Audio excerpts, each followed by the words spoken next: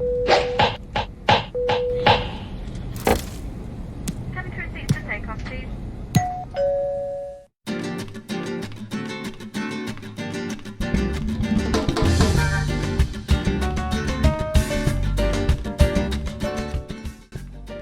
les expats! Alors aujourd'hui dans la série Les expats français se font plaisir à l'étranger, Alain, qui habite à Cancun au Mexique, va nous montrer comment il fait son fromage avec bien sûr ce qu'il trouve sur place. Bonjour tout le monde, bon bah écoutez, voilà donc je fais du fromage avec ce que j'ai, donc je vais vous présenter la base. Donc effectivement il faut du lait entier, le moins cher que vous trouvez c'est super, suffit qu'il soit entier. Après une spatule en bois, donc ça c'est pour remuer le lait. Nous avons du vinaigre blanc, donc ça c'est ce qui va permettre de casser le lait. Une fois que nous l'aurons cassé, donc il va se reposer 10 minutes. Donc ça va servir à recueillir donc le lait, le séparer du petit lait. Après nous avons une espèce de boîte en plastique que nous avons fait des trous, donc ce qui va permettre d'égoutter. Donc pour le lait, on va le mettre dans cette boîte en plastique. Donc là pour le moment j'ai quelque chose qui est rond, qui peut servir donc pour tasser. Et je me sers de la petite cuillère aussi pour tasser. Et une fois que nous avons tassé ceci, nous le mettrons au-dessus d'un récipient, c'est-à-dire c'est lui qui va récupérer le peu de lait qui va rester du fromage. Un peu de sel, effectivement, pour pouvoir saupoudrer le tout une fois que ça sera terminé. Donc voilà, nous avons fait chauffer le lait, donc nous le faisons bien chauffer, c'est-à-dire il est à 100 degrés. Je remue pour qu'il soit uniforme. Et là, je vais verser le vinaigre blanc petit à petit à l'intérieur.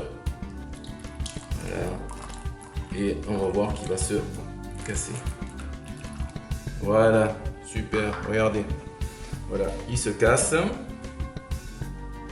Donc je remue pour que effectivement il soit uniforme. Et voilà, donc là nous allons attendre 10 minutes, un quart d'heure, comme vous voulez, ça va se reposer. Et après nous ferons la séparation. Nous allons séparer le petit lait du fromage. Bon voilà, maintenant après 10-15 minutes, je vais séparer le petit lait du lait caillé. Alors j'y vais doucement.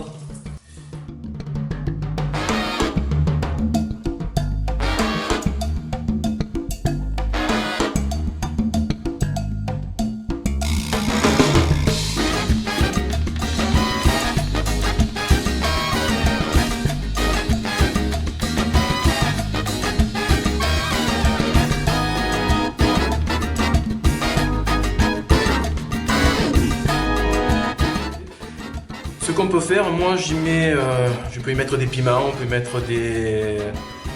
y mettre mettons de l'ail, des fines herbes, et on les mélange à ce moment-là. On va les mélanger au moment où je fais Tu la sèches. Voilà, au moment où je le sèche, ici je le remets dans la poêle. Dans la poêle, je fais mon mélange, et de la poêle, je le remets là-dedans. Si tu mets de l'ail et des fines herbes, tu en mets combien? Une cuillère à soupe, une cuillère à café? Donc l'ail, mettons pour les... peut-être que sur une autre vidéo, on fera quelque chose là. Oui. Mais sinon, pour 2 litres, moi je fais la base pour 2 litres. Donc là, on en a eu 1 litre. Je fais un gros 2-3 gousses d'ail. Et des fines herbes, je mets... c'est des fines herbes qu'on achète en pot et que je mets comme ça un peu... au pif quoi. Donc voilà, après je l'ai fait une fois, ceux qui aiment moins fort ils mettent moins d'ail, ceux qui aiment de l'air, voilà, donc après chacun va améliorer sa recette. Donc après une fois qu'on est là, ce que je fais, je mets une pincée de sel comme ça, voilà, je change un peu, et puis de là je le mets dans ce qui est un peu plus grand et ça va passer, c'est-à-dire que c'est pour égoutter, voilà.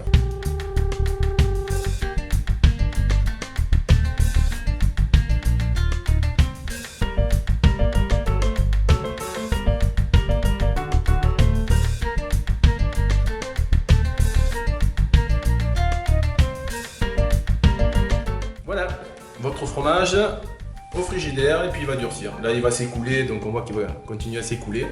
Et si on le sale pas, on peut le manger peut-être avec de la confiture? C'est très bon, d'ailleurs c'est très intéressant, c'est-à-dire que dans ce cas-là, quand on le met là-dedans, c'est-à-dire qu'on le met à l'intérieur, on ne le sale pas dessus, on le retourne là et on ne le sale pas. Et demain ou après-demain, on le mange avec de la confiture. Ben, c'est super et puis c'est surtout une bonne idée pour tous les expats français qui sont sur la Riviera Maya.